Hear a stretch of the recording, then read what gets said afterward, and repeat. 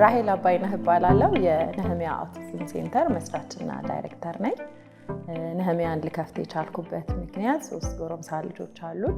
ሁለተኛ ልጄ ከአውቲዝም ጋር ስለተወለደ በሱ ትምህርት ቤት ማጣት የተነሳ እንግዲህ ይሄን ትምህርት ቤት ልከፍት ችያለሁ። ለራሴ ልጆችና እንደኔ ቤት ለተዘጋባቸው እናቶች መፍትሄ ለመሆን ነው ይሄን ትምህርት ቤት የከፈትነው።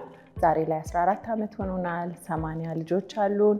በተጠባባቂ ግን ከ2800 በላይ ተማሪዎች ትምህርት ቤታችንን ዛሬ ነገ ቦታ ይደርሰናል እያሉ እየጠበቁ የሚገኙበት ሁኔታ ነው ያለው። በዚህ 14 ዓመት ጊዜ ውስጥ ወደ 45 ተማሪዎችን ደግሞ መደበኛ ትምህርት ቤት ልከናል። እግዚአብሔር በብዙ ረድቶን በብዙ አግዞን። ይሄንን ስል ኢትዮጵያ ውስጥ ስለ ኦቲዝም ያለው አመለካከት እስካሁን ድረስ የተዛባ ነው።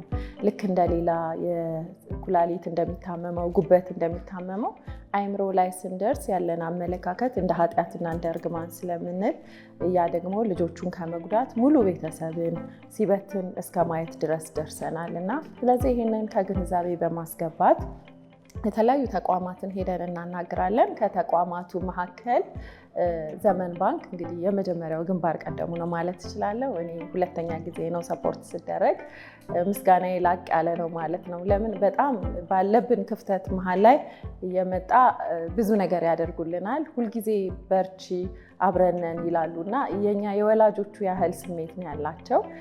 ስለዚህ በጣም ማመስገን እፈልጋለሁ። ዛሬ ደግሞ በድጋሚ ተጠርተን አለንላችሁ በመባላችን ቀላል ነገር አይደለም። ለብዙ ባንኮች ምሳሌ ይሆናል ብዬ አስባለሁ። ብዙዎችን አንደኛ 19 በጣም ብዙ ቁጥር ነው ዛሬ የተጠራው። በጣም የሚገርም ድንቅ ስራ ነው የተሰራልን። ቀላል ብርም አይደለም የተሰጠን። በዚህ ደግሞ የልጆቻችንን ችግር የመማር የመኖር እኛ ጋር ስትመጡ የመኖር ሁሉ ነገር ነው የሚነካው። ለምን ልጆቹ ወጥተው ሲማሩ ቤተሰብ በነፃነት ሌሎቹም ልጆች ይማራሉ። አሁን ኦቲዝምን ማየት ያለብን ራሱ ኦቲዝም ያለው ልጅ ብቻ ሳይሆን ወንድም እህቶቻቸውን ጭምር ነው የሚጎዳው። ጎረቤት ይጎዳል። ለምን ካልተኛ ሌሊት ይቀጠቅጣል፣ ይረብሻል።